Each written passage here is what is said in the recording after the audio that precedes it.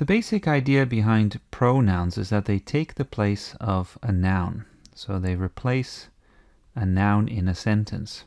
And if you look at this picture of a couple of cows, we can make up some nouns about them. So first of all, the word cow would be a noun, but we can also give them names. So we could call this cow Beth if we wanted to.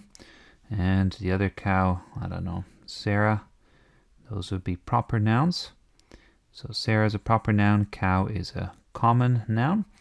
And if we now want to use some pronouns to replace these, we could use pronouns such as she for Beth.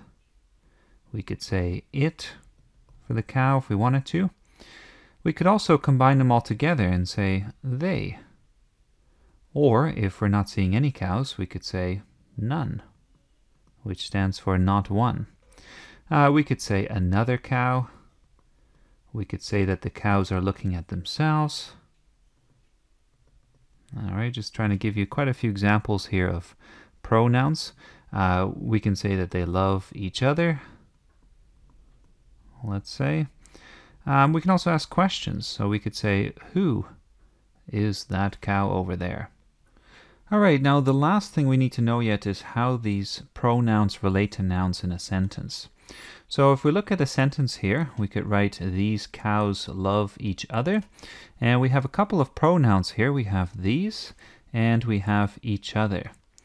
So one way in which pronouns can function is as an adjective. So these cows, these is the adjective. And there are lots of other ways as well, but very often pronouns come a little bit after the noun, and that's what we're mostly interested in here. So cows is the noun, and each other is another pronoun, very peculiar one.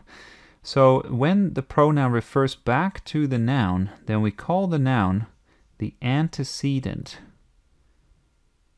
which is a kind of tricky term, comes from Latin, and the word antecedent means that which comes before. That which comes before. So the word ante in this word antecedent means before, and cedent comes from Latin for that which comes, in a sense. The noun then, which comes before the pronoun, is called the antecedent, and a general rule of grammar is that we want to relate pronouns to their antecedents as clearly as possible. And if that antecedent is missing, then there's often a grammatical issue. Now, not every pronoun needs a clear antecedent, and you can see that here with the word these. There's no antecedent before cows in this case, but on the whole, we want to make sure that we have clear antecedents and that we relate our pronouns to nouns wherever possible.